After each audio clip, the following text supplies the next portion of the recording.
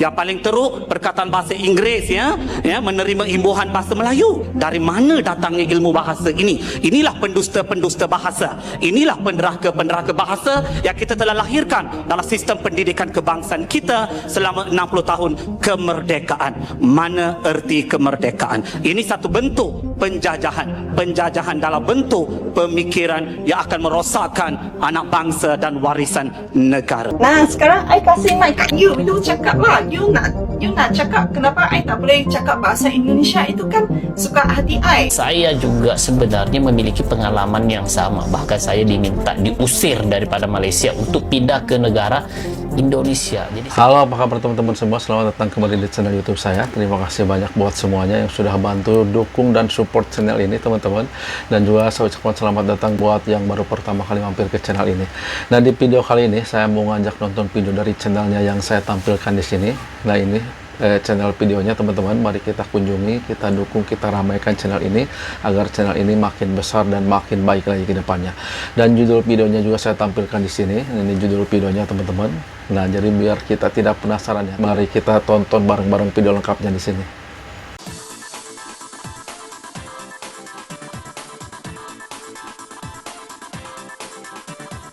Malaysia melarang berbicara menggunakan bahasa Indonesia. Bahasa Indonesia semakin populer hingga digunakan anak muda Malaysia.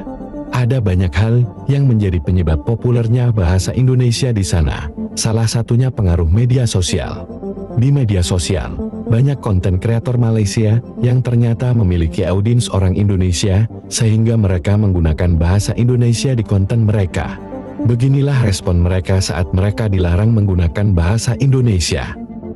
Sesuai tema hari ini, saya mau membahas kenapa aku gak diperbolehkan untuk ngomong bahasa Indonesia di channel saya. Kan namanya juga channel saya, channel Irfan. Itu I nak cakap bahasa Indonesia itu kan suka hati I. Lu mau kontrol apa ke? Kau makcik bawang ke? Nah, sekarang I kasih mic kat you cakap lah. You nak cakap kenapa I tak boleh cakap bahasa Indonesia, itu kan suka hati I. Kau tinggal kat pantai ke? Itu daerah kau kepo luas sangat ke? Itu gak ada dosanya saya mau ngomong bahasa apa. Itu kan terserah saya. Terus kenapa itu kemampuan saya ngomong bahasa Indonesia dipermasalahkan? Saya kuliah di Indonesia, saya mau ngomong dalam medok Indonesia kan itu wajar. Itu kan terserah masing-masing. Jadi saya nggak tahu kenapa itu malah diperbesarkan, dipermasalahkan kan. Anjir, siapa yang ngomong tentang saya? Aku kan, followers aku kan banyak orang Indonesia dekat TikTok.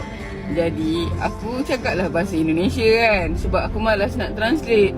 Lepas tu datanglah si orang Malaysia ni, dia katalah, kenapa nak kena cakap bahasa Malaysia? Tak bangga ke dengan bahasa sendiri? Aku bukanlah tak bangga dengan bahasa sendiri. Masalahnya followers aku tu 70% daripada Indonesia, 30% je dari Malaysia. Jadi aku malas nak translate. Aku cakap je lah bahasa Indonesia. Lagipun aku boleh cakap sikit-sikit kan. Dah kalau followers aku dari Indonesia, aku ngomonglah bahasa Indonesia. Kalau followers aku dari Jepun, aku cakaplah bahasa Jepun. Aku cakap, irashimasu, itadakimasu, Honda, Mitsubishi, hai. Kau, aduh, tak faham betul lah aku kan. kerana dia berkenaan dengan bahasa Indonesia dan seorang rakyat Malaysia. Rakyat Malaysia lah begitu, rakyat Malaysia yang dihujat kerana menggunakan bahasa Indonesia. Dan saya juga sebenarnya memiliki pengalaman yang sama. Bahkan saya diminta diusir daripada Malaysia untuk pindah ke negara Indonesia. Jadi saya jadi bingung, kenapa ya kalau saya menggunakan bahasa Indonesia harus pindah negara begitu. Jadi orang-orang lain yang menggunakan bahasa Inggris, bahasa-bahasa Asia yang lain, kenapa dipuja-puja begitu? Kenapa kalau menggunakan bahasa Indonesia bahkan disuruh pindah negara, guys? Jadi aneh sekali. Ini merupakan komentar dari orang Melayu yang tidak setuju jika warga Malaysia berbahasa Indonesia. Asal bercakap dengan orang Indonesia je mesti nak tukar kepada slang Indonesia. Ya, tiba-tiba slang bahasa Melayu kita dah jadi macam slang bahasa Indonesia. Lepas tu pula tuan terus jadi bapa. Cakap sajalah tuan. Bapa tu orang Indonesia yang pakai. Kalau kat Malaysia ni bapa tu macam ayah kita lah. Kita tak panggil macam orang-orang besar tu bapa presiden ke bapa ni, kita panggil tuan. Pakai sajalah tuan. Tak pernah lagi saya tengok pemimpin Indonesia yang secara automatik tukar kepada slang Melayu bila bercakap dengan pemimpin Melayu kita. Saya tak pernah lagi dengar mereka cakap tuan. Mereka akan sebut bapa, ibu. Kau hantar bukan main lagi kaum Cina cakap Melayu pelat. Tapi kau sendiri pun tak cakap guna pelat kau bila bercakap dengan orang luar. Tak ke bodoh dan talam dua muka tu. Tapi itulah kan, orang Melayu ni memang ada krisis identiti yang sangat dahsyat sekali. Jenis yang suka menyedapkan orang lain, inferior dan merendah diri tak kena tempat. Nah sekarang banyak kan perkataan-perkataan Indonesia dah dimasukkan dalam kamus kita. Dan percayalah kelak bahasa Melayu kita ni akan berbunyi seperti ini. Enggak apa-apain sih, ngomong saja. Kau gelak. Tapi percayalah benda ni akan berlaku. Dan kepada Indonesia, terus perkasakan bahasa dan slang anda sehinggalah rakyat Malaysia benar-benar bertutur dalam bahasa dan pelat bahasa Indonesia. Ambil peluang ini, ratah kaum yang sangat lemah jati diri ini. Saya nak tanya orang-orang Indonesia di sini, bila korang terserempak atau berjumpa dengan orang Malaysia di Indonesia, korang faham tak bila bercakap dengan dia? Kalau korang faham dengan mudah, maka saya nak bagi tahu pada rakan-rakan Indonesia di sini, itu bermaksud orang Malaysia tersebut telah menukar bahasa Melayu Malaysia kepada dialek atau perkataan Indonesia.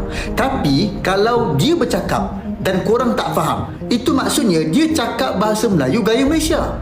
Tapi rata-rata orang Malaysia ni, termasuklah para pemimpinnya, bila pergi ke Indonesia, mereka bukan saja tukar perkataan, tetapi siap dengan dialeknya sekali. Pada saya, ini adalah satu kerugian kerana kita sepatutnya kekalkan sahaja gaya bahasa masing-masing. Kalau betul-betul tak faham, barulah jelaskan maksud perkataan yang disebut tu. Saya tak kisahlah orang nak kata saya ni terlalu sempit pemikirannya ke, tapi apa yang saya nak buat ialah nak kembalikan identiti Malaysia yang dah semakin pudar. Apa pandangan anda? Tuliskan dalam ruangan komen. 1963 garis palang 67. Dalam akta ini, kedudukan bahasa Melayu diangkat martabat dan darjatnya untuk menjadikan bahasa Melayu ini bahasa kebangsaan dan juga digunakan dalam semua urusan rasmi. Section 2 jelas menunjukkan bahawa bahasa Melayu perlu digunakan dalam semua urusan rasmi, dan kita sedar di Malaysia pada hari ini bahasa Melayu masih lagi tidak digunakan dalam segala urusan rasmi. Kita bangga apabila mesyuarat dikendalikan dalam bahasa Inggeris. Ya, kita bangga apabila kita berbicara kita menggunakan bahasa Inggeris. Dan paling teruk masyarakat Malaysia, ya, minta maaf ya, saya tak nak berlapik, saya tak nak berkias. Kita yang paling teruk, kita bercakap, kita merancukan bahasa. Berlaku kerancuan bahasa yang ketara. Maksud rancu ialah campur aduk bahasa yang tidak seharusnya berlaku. Yang paling teruk, perkataan bahasa Inggeris, ya, menerima imbuhan bahasa Melayu. Dari mana datangnya ilmu bahasa ini? Inilah pendusta-pendusta bahasa. Inilah penderaka-penderaka bahasa yang kita telah lahirkan dalam sistem pendidikan kebangsaan kita selama 60 tahun kemerdekaan. Mana erti kemerdekaan? Ini satu bentuk penjajahan. Penjajahan dalam bentuk pemikiran yang akan merosakkan anak bangsa dan warisan negara.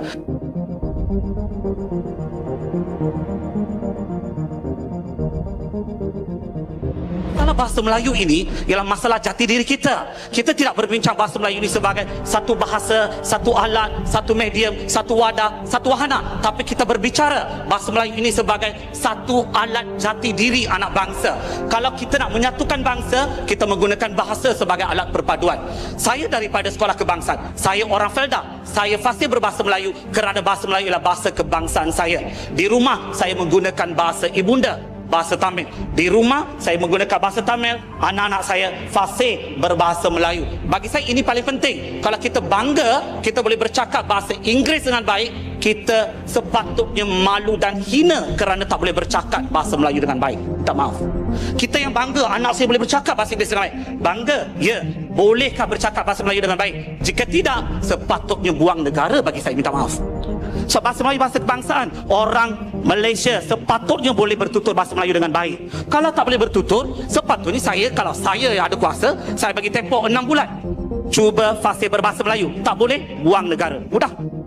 Kita nak orang yang ada jati diri kebangsaan supaya negara ini dibangunkan, ya. Kita bangunkan negara ini dengan asas kebangsaan, ada jati dirinya. Salah satu aspek yang paling penting dalam jati diri ialah bahasa Bagaimana pendapatmu mengenai ini, Sob? Apakah sebaiknya orang Malaysia tidak boleh menuturkan bahasa Indonesia? Tulis di komentar. Nah itu dia teman-teman, videonya udah kita saksikan ya, bagaimana isi di dalam video ini teman-teman. Jadi saya tidak banyak berkomentar di video ini, silahkan teman-teman yang berkomentar di kolom komentar. Terima kasih banyak buat yang sudah nonton videonya sampai akhir. Saya mohon maaf apabila dalam video ini masih banyak kesalahan dalam penyampaian isi konten. Dan silahkan juga kunjungi channel original video ini yang sudah saya tuliskan linknya di kolom deskripsi. Saya tutup video ini. Akhirul kalam, assalamualaikum warahmatullahi wabarakatuh.